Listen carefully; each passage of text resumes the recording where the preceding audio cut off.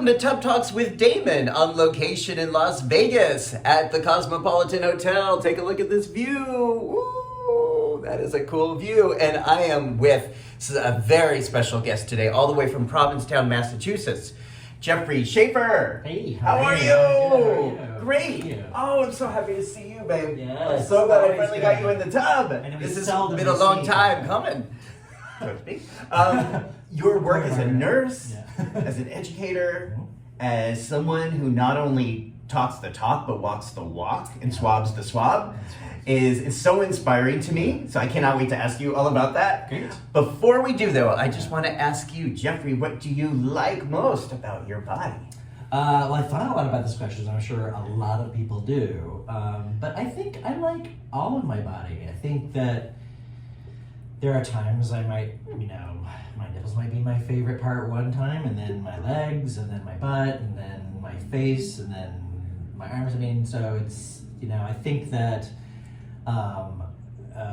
growing up with so many years of not liking my body, and then discovering the bear community and sort of like realizing like, oh, no matter what sort of, what a sort of phase or I guess era is a new word now. So Era. whatever era I'm in right now, somebody thinks you're hot, and so that, was definitely very freeing. And so now it's more like, if I want to lose weight, it's because I want to lose weight, and or if I want to eat fries and this and that, then I eat fries and things like that. So, so fries or no fries, you're going to be the object of desire for people. For somebody. Yeah. And it's not always the person that I am after, but there's always somebody, and so and plus I think spending so many years at one end of the spectrum, that it's okay with being at the other end of the spectrum. One end of the spectrum. Like hating your body. Oh yeah. And it's okay like loving your body. Yeah. How did you make that transformation from the loving from the hating to the loving your body? My first bear event was Lazy Bear in Guerneville. Oh. And I remember seeing a couple that I instantly clocked as, because it was a young buff guy with an older heavyset guy, and the first thing I thought of was, oh, he's got money and blah blah blah, and people were like, she ain't got no money. That's just what they like, and so it made me go like, oh, and then just because that's what I've been taught for years and years and years, like growing up in the 80s, that's what you had to look like. I remember having that you had to look thin and everything, and then I remember having a 32 or 33 inch waist, which I haven't seen in a long time. But back then, when I had that, I thought, oh my God, I'm a fat pig, because that's what I thought. And so then, seeing that community really made it go like, oh, it's okay to be whatever. People are into all different types. I'm not. I don't personally dig like a fetishization of it per se, but I certainly, I'm glad that people like different types. Yeah. And I think that's been the case, but a lot of us didn't know that in the 80s or before social media, that there's no universal consensus on what people find sexy or erotically desirable. Yeah. That there's always been that spectrum. Yeah. But we just didn't know about it or talk about it a whole lot before. Yeah. So I'm glad that is having an impact, and that we're thinking about all these ways. We come to like biomedical prevention summits here in Vegas, but I still wish we talked more about our erotic health, our mental health, as well as ways of preventing HIV, etc. However, on that note, you are doing phenomenal work in Provincetown. Stop. And I want to get into that with you. Can we talk about that? Absolutely. Okay. So I also love Provincetown, but I noticed when I used to go up there and visit Adam's Nest, go to Adam's Nest, he's around all year round, that sometimes I would meet people, or people would recognize me from the prep work. And oftentimes it would be like on a Sunday morning or a Monday morning, and there would just be this sense of like bread. Yeah. And I'm like, honey, are you okay? What's going on? It's like, well, I'm not on PrEP. And last night, something happened I wasn't expecting. And now I'm really freaking out and don't know what to do. Yeah. And so one time I was like, well, go down that street because there's an organization that can help you with PEP. But I was wrong. There was no one in that area. This is like 2015 or 16. Right. There was no one who was offering post-exposure PrEP, immediate prophylaxis for people who had an unintended exposure to HIV at the time. He was told he would have to go to Boston to do it, and he eventually was just like, well, I'm not going to do that. So he just kept going. But I just thought, wow, what if there was a way that people could get immediate access to emergency prophylaxis if they needed it, and as well as all the other sexual health. And then I met you. Yeah, so, I mean, and there are lots of misinformation there. PEP has been available at the clinic in town forever, since then. But one of the things that you run into in a place like that is if you're visiting from out of state and you go to the clinic in Provincetown, they're going to say, oh, you have insurance, and your insurance company may say, oh, we're going to cover you at an emergency room, which the clinic there is not an emergency room. And so they may say, oh, yeah, you're not covered here. You have to go to the emergency room. So it's the insurance that may be what is guiding that, or it might have been that the person got the wrong information. But if you get to the urgent care at the clinic there, there's nothing really that I do in the program that I run that the urgent care doesn't offer.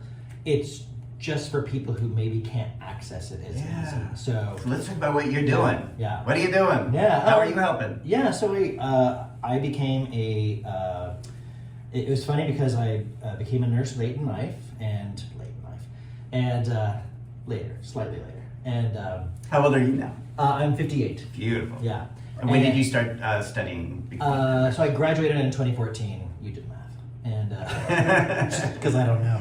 No, I think I graduated when I was 58. Yeah. Great. So, and I had lived in New York City and San Diego and, places where you can hide in plain sight. And so, you didn't even know your neighbor in New York City. And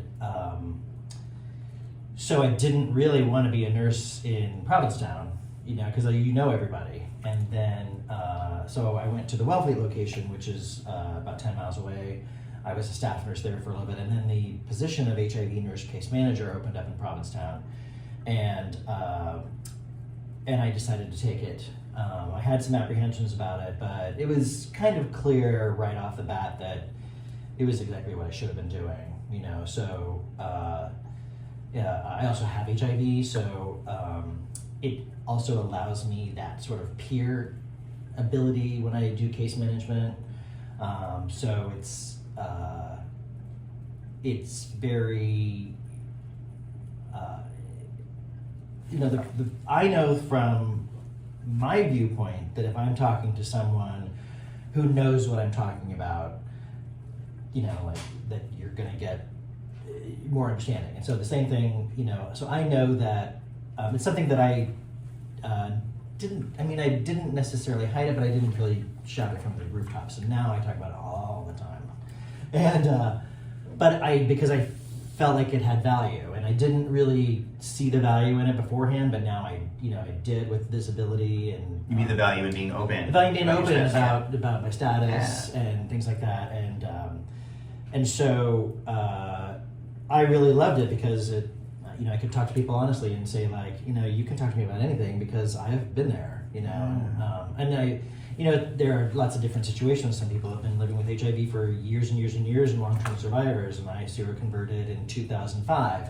So there are some, I knew I was taking certain chances starting in the 2000s that I knew that HIV might happen, but I also knew that it wasn't a death sentence anymore. And because we had gone through those years of all the fear, and the 80s and 90s and the crazy fear about it. And so then, there was a certain point in my life where I just, started taking, making different choices. But it was risk aware. And so, you guys are going to talk about bug chasing tomorrow. Yeah, right? yeah. So, people accuse me of being a bug chaser, and I was like, I'm not bug chasing. I'm just tired of horrible sex because, like, and I don't know. I've never been tested for a latex allergy, and the people make fun of that all the time. They're like, "Oh, latex allergy is just an excuse to not use a condom." But if I got fucked with a condom, like, I'd be wrecked for a few days, you know. So it would really, you know. And then when I decided to make that switch, it was like, oh, that's right, it's like velvet, you know. It's not like barbed wire. Penetration without it's like velvet. Latex is really different. I mean, and for some people, they deal really well with it. I support them 1,000%. I am not pushing sex without a condom. You know, it is, but also, I don't have to. Yeah. I think sex without a condom is doing pretty well on its own. Did it feel inevitable that at some point in your adult life that you would acquire HIV? Yes. It felt like, and there was, I think when you talk about that bug chasing aspect, and people just, and I'm looking forward to the talk because people don't understand, and but I guess recently, you know, those people who were like, every single person who was talking about COVID and saying like, well, we're just going to get COVID in here and have everybody get COVID so we get over it and the fear is over and so we can go on and live our lives. I'm like, hello, bug chasing. Hope I didn't steal your talk. No, that's it's that sense that when we're told something is inevitable, we want to take back our agency and control. And they only dealt with fucking COVID for like a year before they were ready for that. Yeah. Try it for 30 years, you know, try it for 20 or 30 years and then talk to me about bug chasing. Yeah. You know, so it's more like, but also if HIV was still a death sentence, I probably wouldn't have made those same choices, you know, because of, I didn't want to die. But I can tell you one thing, if pregnancy was an option, I'd be wrapped with 2 on right now. So when people talk about, you know, this, like it's some sort of irresponsibility kind of thing, it drives me a little nuts because I know what the risks are. I knew what the risks were. When I seroconverted in 2005, and they weren't even putting people on medication right away, the first thing the doctor said to me was, you're not going to die from this. And me being a little smartass, I went, what's all the hubbub about? You know, is that all there is? And I was just like going, oh, so what's that? But I knew that was the situation, you know, and I probably lied saying like, oh yeah, the condom broke once during the thing, you know, I didn't use it, you know, but I said what I had been taught to say so that I didn't get lecture upon lecture, and so I just said that, and you know, I think they were kind of like, you don't seem that surprised, and I'm like, I guess I'm not that good of an actress, so. So that's so interesting because so much of my experience was also not always being honest with doctors, or rather they would say, you use condoms, right? And I'd be, oh yeah, I use condoms. And then like 30 seconds later when the guy lost his erection, that condom would go away because most men don't enjoy fucking with condoms. And also I didn't know until later that bleeding was not inevitable after anal sex. Oh, yeah. Only when I started to not use condoms did I begin to have experiences of receptive anal sex without blood. You're like, where's the blood? I know. So that was something else, because I always thought, well, isn't that interesting? I never had the blood. Everyone's always telling me to use condoms, but it's like I'm actually opening up, there's tears in my hole from using condoms that make me more susceptible to other STIs, because now there's all these tearings. And HIV. If cum got on the outside of the condom. But I couldn't say those words to a doctor or a nurse. I didn't have the language back then, nor was anyone ever trying to engage me with questions about what I wanted. No one wanted to hear that. Right. And you were saying the same thing, like they wouldn't ask you what you wanted, what kind of sex you wanted. They were just like, be a good boy and have them use a condom. And behave. Go take a lollipop and a condom and be on your Like way. that. Okay. Yeah, and those are the things that in the clinic that I started, it was all about, we've had years and years of trying to access these services and having trauma, you know, about it. And so we've learned about those things about, you know, we've had those situations where someone says, how many partners have you had in the last 6 months? And there's been times where I'm like, there's sometimes where I'm like 17. There's sometimes where I'm like, I don't know. Yeah. And can you say from a nurse's point of view why that's completely irrelevant?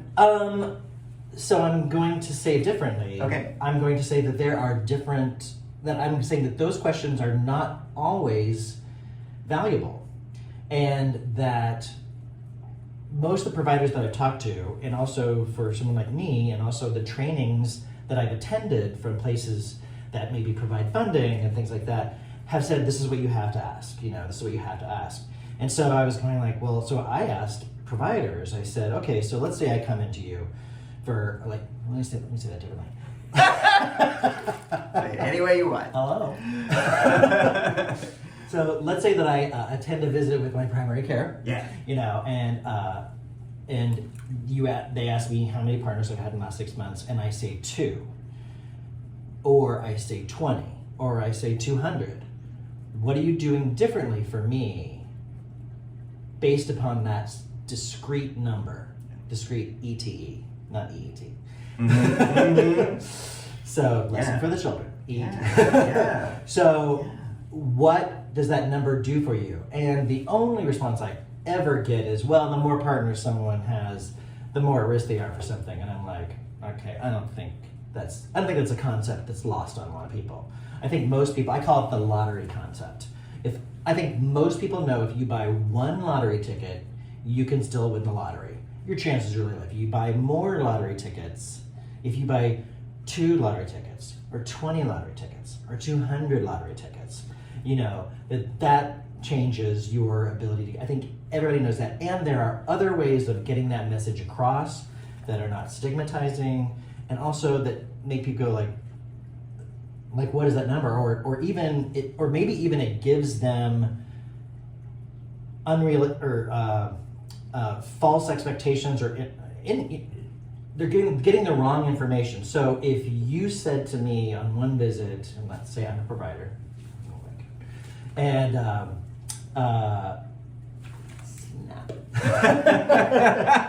Yes. if you said to me one visit, oh, I had 4 partners in the last 6 months, and I go, okay, so let's do this, and then you come in the next visit, again, and you say I had 15, and I go, then your takeaway from that is what? You're not a safe person for me to also, share my life with. But let's say you trust me, and let's say you go like, oh, like doctors know best, so it's okay to have 4, but it's not okay to have 15. Where is that number? And so I always challenge providers. I say, what number do you want that person to have? I mean, also it's situational. I run an STI express clinic. Yeah. So if someone's coming into me and they're not having multiple sex partners, or like one that they're concerned about that's not a regular sex partner, I'm like, why are you here? You're like, you shouldn't be sitting in front of me. So you got somebody, they put you in the wrong room, But if you're in primary care, there's different ways of approaching that. There's different ways of doing that aren't just how many partners. Because really, if the answer is, because if it's more than one, there's risk. If there's one and they're not monogamous, there's risk. So someone who's born female that was a friend of mine said, like, I had sex, the first time I had sex with one person, I got pregnant and herpes. Yeah. All the same thing. So it gives this misinformation that if you have fewer partners, which is true, that there's no risk. You know what I mean? Well, I think there's some misconceptions about, like, if your doctor says one thing, but also the other thing that I like to bring up to doctors is, how come you're not asking me if a discrete number is, like, if they said, do you have multiple partners and some of them anonymous, I'd go, yeah. Yeah. If you ask me to count, there's sometimes in your life where you're like, I don't know, 137.2. But how many people, men and women, have acquired HIV in the context of a monogamous relationship where they were only having sex with one person, but that person, unbeknownst to them, was having sex with a lot of people. Exactly. Which is why I think that number is pretty irrelevant. That if someone comes in for HIV or STI testing and they're like, I want to get a test, to me it's just, are you coming? Okay. It's okay. We're good.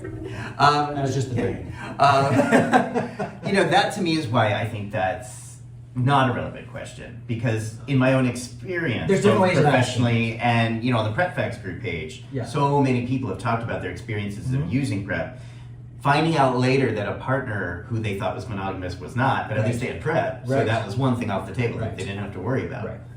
Yeah, I agree that I don't think a specific number, even when you're talking about, let's say you're doing a therapy session, someone's saying, I'm acting out, I'm doing this, blah, blah, blah. It's like I'm having too much sex with too many different people.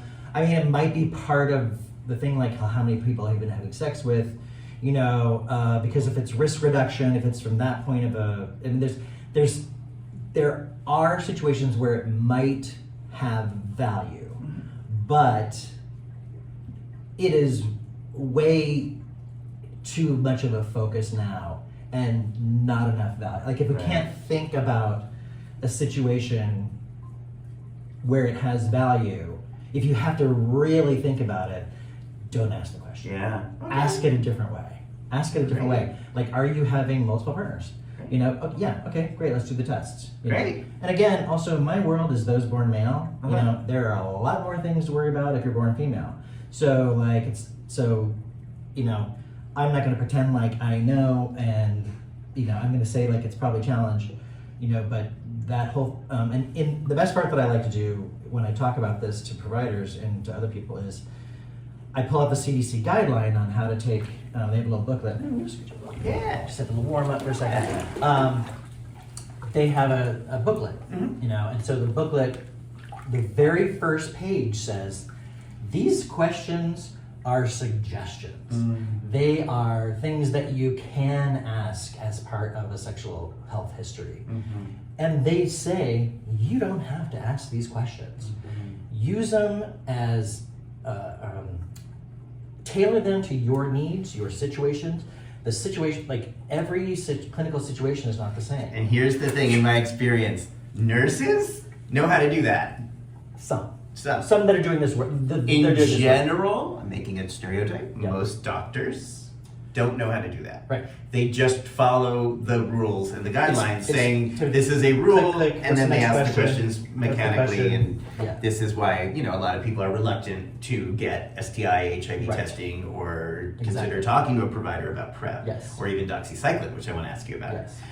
But thanks to you now in Provincetown, if someone is going to be visiting Provincetown, let's say a person who is HIV negative and not on PrEP, but once they get to Provincetown, they're like, whoa, I see a lot of fun things going on here, and Yes. I might want to enjoy some of those fun things. Yes. How can they get help from you? Yeah, so they find us at our organization, I'll go ahead and call it, Test and Treat. Test and Treat. And so we can help people. I can't say that if you walk in and you're from Omaha and you need PrEP immediately for the weekend, that you're going to get it. I say, come see me. Okay. So there's at least the option. Because I don't know. A possibility. But I can tell you that there have been people who, so we have had many people who have come in for PEP. So the situation that you talked about earlier is absolutely what we saw tons and tons of times, in my first year of doing this. Yeah. Lots of PEP because... Remember, PEP is post. For PEP this. is post. Post, after you have sex. Right. Then you get Yes. Okay. And so talking to the people, they're like, well, back in wherever, and I make this assumption that it's like Nebraska or somewhere else, but it could be down Cape in Massachusetts, So their provider won't give them PrEP. So Won't give them PrEP. Because they don't know about it. They've got one gay patient, or something like that. They just don't know about it. And they think, and in their mind, just like with oral contraceptives 30, 40 years ago, you can't give that to a woman because she'll have sex without a condom, Right. Or she'll have more sex. Be promiscuous. Right, exactly. So you can't. So if I do this, then I'm enabling this person to do this. Right. And so when I tell providers, I'm like, ain't nobody asking your permission. Yeah. No one. I don't need a license to bareback, folks. They're more than likely coming in because they've already had that, Yeah. and they may not be telling you about it. Yeah. So, but the amount of people that I've said is, my doctor says just use a condom, that kind of thing. So, but with test and treat, you saw that there was this missing part yeah. of sexual health services in Yeah. the Cape, and you started to change that. Yes, and so what I did is, since being a case manager for HIV, I basically kind of did the whole thing, like, well, why aren't people seeking these services? And the answer is because it's so hard, like, and it's infinitely easier than it was 3 years ago, but it's still not easy. So, and the awareness of it is a lot more, but it's still not where it should be. So, a couple of things that we did was, and the great thing is I have a fantastic chief medical officer who is very knowledgeable about PrEP and very supportive about PrEP and understands that PrEP works if you take it, and it doesn't work if you don't. Yeah. And all the things that people do to make it difficult, we find a way around. So we still have guidelines, and we still follow those guidelines, but we also realize that life happens, and sometimes people can't get in for their labs. Yeah. And just because you can't get in at that exact date doesn't mean that you should have your protection against HIV pulled away from you. Wow. So I just want to emphasize that again. Yeah. Just because someone doesn't have access to all the blood work and all the labs Right. does not automatically disqualify them or make them less deserving of prophylaxis. Right, exactly. And so, I wish people knew that. and so the other thing that people get caught up in is, well, what if they have, they've packaged PrEP testing with STI testing? Yeah. It makes sense, right? But also, it shouldn't be completely intertwined. Because I've heard providers from other organizations say, well, I don't give them another prescription because what if they have an STI? And I go, what if they have an STI? And I go, so your answer is to pull away protection against, so you're afraid they might have gonorrhea? So you're going to take away their HIV protection, which if they have gonorrhea, they're more susceptible to HIV? Like, it doesn't make any sense. It's just, well, it's in the guidelines. I'm like, we'll talk about that later, but the main thing is this latching to it and saying like, oh, you have to do this. I'm like, well, not really. And also, is it that person's first time? Is it that person's, do you know that person? I mean, I've run across people who come in, they're going like, I need all these tests, because my provider in Georgia won't give me. I'm like, oh, how long? And I'm assuming that they must have just started. They're like, oh, I've been on PrEP for 9 years. And I go, and your doctor's been the same? Yes.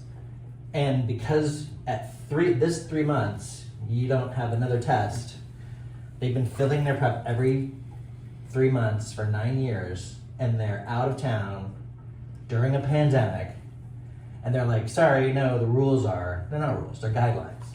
And so people are just thinking like, I'm gonna do something. Like, why would, and of course, or why would your answer be to take away protection? Like, it doesn't make any sense. Narcissism. I don't even think it's that much thought put into it. I think it's just, well, there's the rules and blah blah. It's like, yeah, but so my usual point is like, well, what are the rules with HIV? So HIV care, I have HIV and I don't have to get tested that much. Yeah. So there's no guidelines, there's no CDC rules or tools that if you're living with HIV, there's no guidelines to say this is how often we want to swab your blood. No, there are. So the thing is, if you're a man who has sex with man, and it doesn't matter if it doesn't say unless you have HIV or unless you're on PrEP. It doesn't say if you're living on a farm in Kansas or are you a sex worker in West Hollywood. It doesn't have a whole lot of little asterisks after it. If you're a man who has sex with men, the clinical guidelines are you should have testing every 3 months. And so this is the CDC? Yeah. Is that new? It's been forever. Wow. But what they think, and so I don't know why if you're on PrEP, they're like, oh my God, I have to do this. So you're saying that's already in the guidelines. If you're a man who has sex with other men in the US, there's already guidelines suggesting 3-site testing every 3 months. Yep. It's not unique to PrEP. I didn't realize that. Yeah. I did not know that. And and so the question, or what I like to put out there is something. The example about farm in Kansas. Not that you can't have tons of sex and different partners in Kansas, but so I tell people, I say only you know how many exposures you're having, and different exposures, and so make your own, because if you're a hot guy in Provincetown and you get tested June 1st, and the next time you get tested is September 1st, how many different partners have you had? And it might be 0. I don't know, but it's probably So I go, say your own gun, because I'll tell people, I go, so just think about how many partners you had between June and September. And, I get the reactions of like, oh my gosh, and I go, so you don't have to go by 3 months, you can go more often. And again, they can do that with you. Yes. This is why people come to see you. And the other testing organization in town too. Yeah. So but you have simplified this available. quite a bit. It can be a complicated process. It can be stigmatizing, but you've made it accessible and positive for so many people, both the people who live there and the tourists. Yeah. And you also do STI swabbing there. So people are concerned about that. Yeah. Again, it can be people visiting who can get STI testing with you. I can do, so under the standing orders that we work, I can do, now, the standing orders are very strict, and it's for the protection, so that because that's what I was going to say, is like, our organization was one of the first in Massachusetts to do same-day PrEP. And it's because I was saying, like, well, we give PEP to people, which is the post, and it's an additional medication than PrEP, so it's PrEP plus another medication that gets involved at a different stage in the life cycle of HIV replication. Sure. And so I go, well, so if I give, so everybody, and I mean in organization, outside organization, was like, well, you can't give PrEP until you've got kidney function back and hepatitis B back. And so as a nurse going like, I didn't say, fuck their kidneys, fuck their hepatitis B. I said, well, what are the risks? Or, so asking a lot of questions, saying like, well, these, I also see these things of like PrEP is as safe as aspirin, and places like Fenway doing studies saying if someone comes in asking for PrEP and you don't give it to them, 40% don't come back. Yep. So with those figures, I said, well, okay, I know that we do PEP, and PEP is same day, and we don't get we're out in the middle of nowhere, so we don't have labs back, and a lot of places don't. And also, a lot of the clinics that if you go in somewhere for PEP, they give you the prescription, they tell you to go to your labs, and come back in a month or whatever. I'm like, well, so let's say that person goes to Quest, or whatever LabCorp or whatever they've got, and they go, oh, you have an outstanding bill, or you don't have insurance, or this, so it's going to be $1,600 for testing, or whatever it is, or if they don't have insurance, or if they have a deductible, there's all these, and they walk out. And I go, so if we've been doing that and people don't get their labs done, have we hurt them by giving them PEP? Have we hurt their kidneys? Have we hurt their bones? Are they going to get a hepatitis B reflex from this? And the answer is no. And so, possible, maybe, but it's all like, well, there's a 1 in a billion chance that it might happen. Medically unlikely. Yes. So very unlikely. So I said, so why are we doing it with someone who's trying to be pro? So what a lot of people were doing is they'd come in and they'd get PEP. They'd say, oh, I had condomless sex last night. And we'd give them PEP. And because, we know how to talk to each other. If you saw monkeypox, the actual information was not being put out by the CDC or anybody else. It was being put out by people who were affected by it. And so it was shared through social media. And so the same thing with PEP. So you could get PEP same day.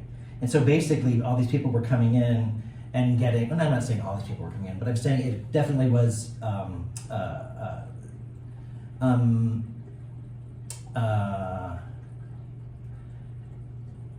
it probably happened more when people had less access to PrEP.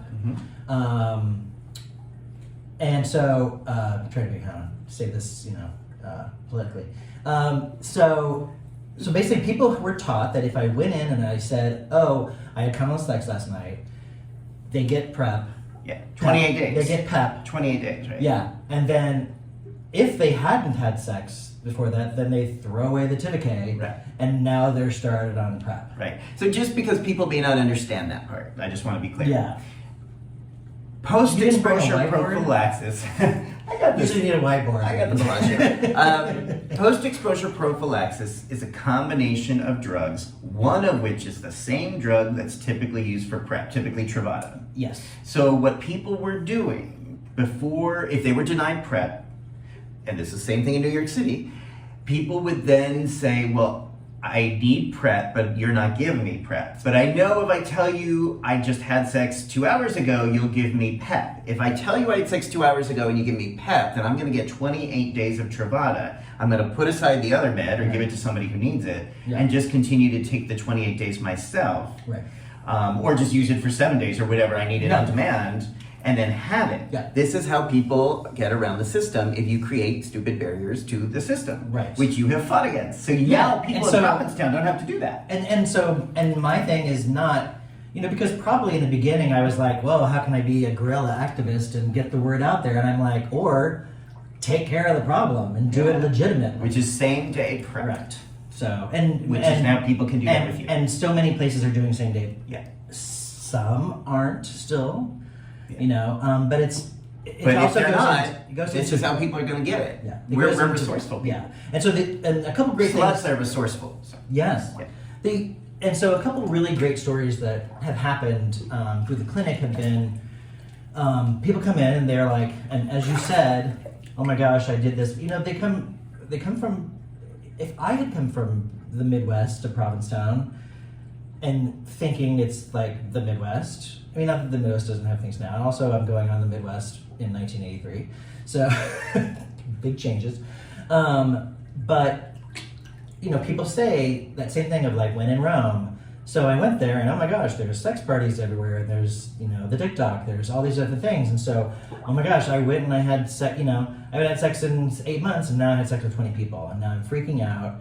And so I come in to get PEP. And so not only this is where we take the case management part of it, is I say, okay, how come you weren't on, have you tried to access PrEP before? Bitch, how come you weren't on PrEP? But, that's patient centered. Right, yes. Yeah. So what, because most people have said, like, I tried to be on PrEP, but my doctor won't give it to me. I can't find someone here who will give it to me and wherever they live. And so they're on PEP. And so what we do is, there's a website, pleaseprepme.org. And so we use that a lot and we say, okay, so, and now there's even more resources with like QCare Plus and Mr. apps and things like that. So we say like, okay, so I've had it where I've said like, pleaseprepme.org has lots of resources for the patient and also for the provider. Mm-hmm. And so in there, I basically took them, I show them the website and I say like, so you can go back to your primary care because they might have just dismissed it they don't live the same, they didn't go through the same traumas, that they don't realize that we're dialed up to 9 already when we ask for it, and they just think like, oh, I'm just going to, but if you go back and say, listen, I had this happen, and part of it's because I didn't have access to PrEP beforehand, I mean, not blaming them, but maybe a little bit. So, and saying, because on that website, it has how to talk to your provider about this. Yeah. And I've had people write me back saying, I talked to my provider, and they're like, oh, that's easier than I thought, it's not that big of a deal, and now they're giving me PrEP. And so going in there with, a little, not the hammer, but saying like, because a lot of times we're assuming that the providers are doing it because they're anti-gay or this and that, they just might not know about it. Yeah. And they, insurance companies make them go from 20 minutes to 15 minutes. I mean, there's all these different things, but also I've had people go, yeah, they still don't want to do it. Mm-hmm. And, but on the website, it showed a Planned Parenthood 20 miles away that I went to and got it there. Beautiful. So finding out those resources and saying like, your doctor may be an asshole, just get other care. Yeah, and I'd like to remind find a different people, doctor or find access. Find a nurse, because I only see nurses now. So the issue too is like, so the program that I created, which I have to give props out to Pierre. Crouch, who used to be at Strut Magnet. Pierre. Because basically, like he really helped me with how to do this and how to approach it and how to go about this. And so like I started it, and I was lucky enough to have a CMO that was like, yeah, we can do this. And the way that we did it was the Massachusetts Department of Health gives out guidelines or templates for nurse visits for STIs. So like, they're not really that complicated. So a nurse can do it, and as long as you fits all the check marks, like if someone has abdominal pain, they need to see a provider. It's, if someone has testicular pain, they need to see a provider. It's not just run-of-the-mill, whatever. If they have pink eye at the same time they're having the burning, they might have gonorrhea in their eye, they may have syphilis in their eye. So it's more complicated than just the handful of things that I do, which are probably 90% of the things that are out there. So we can take that off the doctor's plate, make it easy. It's not that big of a deal. But luckily in Massachusetts, I can do that. In many states, a nurse isn't allowed to do that under a standing order. So that's another barrier in people replicating this, is finding out what the guidelines for, what the rules are for nurses in those states. And even some of those states, nurse practitioners have barriers. Like they have, if they say like a nurse practitioner says like, oh yeah, I'm gonna give you prep, they may have to ask the doctor. Okay, so this is why, and then people say like, why can't we get people to take prep? Right. But I'll tell you, because we have a few minutes left, the other thing I really want to get your take on is what you feel about using doxycycline to prevent STIs. This is interesting. So we did just converse about it, and I have to say that, what do I want to say about it? Where I can stay. This is all personal, but I think it has a lot of value. I think that I almost feel in my area, because services are so accessible, they may not need it as much as in places that those services aren't accessible. So, I have people who, and so there's a lot of varying things. Do you want to take a drug all the time for all the sex that you're having? Maybe. Or is routine testing enough to do that? So or for me, and there are also there are questions about resistance that I don't have the answers to. However, I know, but you're like, I'm thinking of both sides here. That people take it for acne, people take it for rosacea. Yep. So don't tell me Lyme disease. Lyme disease. And Lyme is a little bit more. Lyme has more complications than acne or rosacea. Right, but they're taking large doses of doxycycline on a regular basis for years and years. No one seems to be freaking out about that. So that's definitely the point. But also, and there are some organizations that SFAF is like, yeah, take it every day if you're having sex every day.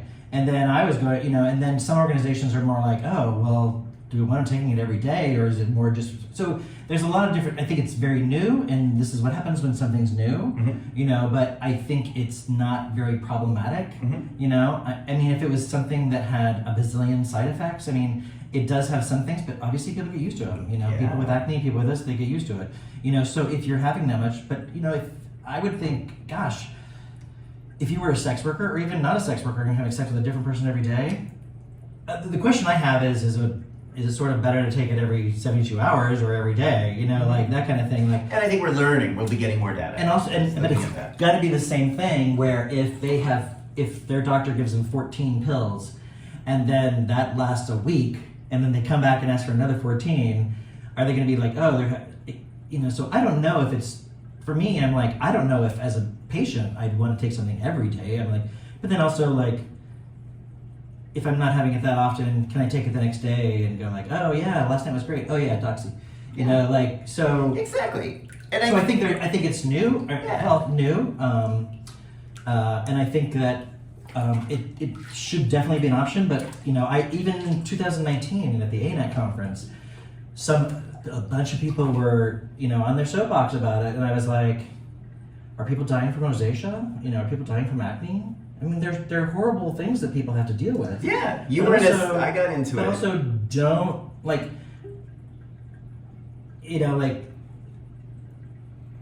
there's so much stuff that because it has to do with sex, there's this whole different mindset that's around it. Yeah. And it gets you feel like what, and that's the part that I think most people don't challenge those above. And part of the great thing that I think, one of the great things about me is that I ask questions. People make fun of me at conferences and at meetings, and I was at another regional, and I take it as pride. I'm going they're like, well, I knew Jeff would have a question, and I go, and there was once where I kind of winced, and I go, I'm okay with that because everybody loves the questions, Yeah. And so, but I challenge them on, and also in a lot of these conferences, they say what they have to say. They can't deviate from the guidelines. They can't deviate. So during a lot of prep presentations, I'll go, and then when it comes time for questions and answers, I'll say, okay, well, you talked about the labs. Now, would this stop you from giving same-day prep if you didn't have these lab results? Would this stop you from doing this? Would you not give a refill if you didn't have a 3-month testing? And most of the times they're saying well, yeah, you'd give it, because obviously if someone is not coming in for labs and then it gets 9 months, a year, and they are still not doing their labs, yeah, okay. I mean, technically if someone's got high blood pressure and they haven't been in a year, there's some risk with the provider still continuing to give medication when they haven't seen the patient in a year or so. So there's obviously a time when that becomes an issue. I don't think it's 3 months. Yeah. Yeah. And if you provide services for them that are sex positive and stigma-free, people do it way more. I mean, the amount of times where I get calls saying hey, I was at war last night, can I come in for testing? And I said, well, nothing's going to be positive from yesterday, but that there is a window. But obviously, if you want to come in today, and if you want to come in 2 weeks or in a month, you can come in every Friday before you go to tea, for all I care. Beautiful. Beautiful. That's patient-centered care, folks. Yeah. I just want to say thank you, because I think your questions and your speech and what you contribute is the very example. That's about an hour. I know things my God. Things come so fast I in the did not time. shut up. No, you're great. No, No, but it's I get excited patient-centered, about it. client-centered care. You meet people where they're at, you engage in conversations, and you seem to really make the effort to find out how you can be of support and help in terms of them having health and pleasure. I'm the cool mom. And I wish more people, that's why I wanted to interview you in the tub, is to get those messages out there. Because we're at conferences like this, and you're right, a lot of people have to stick to a script. I'm in a bathtub, I don't have to stick to anything. Yeah. So that's why I want to have these conversations to talk about these things in a real way. Yeah. And have people who are watching this have your own conversations about this, and think about ways to have these conversations in your bathtubs or your dinner tables or wherever. What patient-centered care. And ask your provider. Say if your provider asks you how many partners you've had in the last 6 months, ask them, what information does that give you? Yeah, and in my opinion, you don't have to be a dick about it. You can just say but if you have a provider who's either willingly ignorant or knowingly prejudiced, get a different provider. Yeah, and it's not easy, but do it. You're a consumer, not a patient. Yep. And in this age of prep and telemedicine, there's a lot of ways to get prep that don't involve having to deal with a provider. I had someone recently who said, they were talking about getting a second opinion for something, and they're like, I don't want to hurt my doctor's feelings. I go, fuck your doctor. I was like, I go, first of all, your doctor would 1,000% support that. Yeah. But if they don't, fuck them. Yeah. It's your life. Don't reward them. And they're going to be absolutely okay, but I get it. Sometimes we feel like, oh, they're going to feel like I don't trust them. I'm like, no, this is sort of like their job, and it's part of the thing. Consumers. So, yes. Thank you. So if people want to follow your work or see more of what you're talking about and thinking about, what's the best way for people to follow you? Oh, yeah. So I have my own personal Insta at, what is it? It'll be Farm Beach City. And then the place that I work, that none of these opinions were represented by, is at TNT P-Town. So TNT. So that'll be right underneath if you're watching this. And if you're visiting P-Town and you have a reason to, yeah. come see Jeffrey. Yeah, and we're really accessible. 774-538-3350. Oh my god. So yeah. Okay, and that we have a direct line. With your permission, direct line. that information will be down below. Yeah, you don't have to be guided through the main thing. Yeah. It's a direct line to our office. Thank you, baby. So, Thank you. If you like this interview, subscribe down below and watch more Tub Talks. More Top Talks. Yay!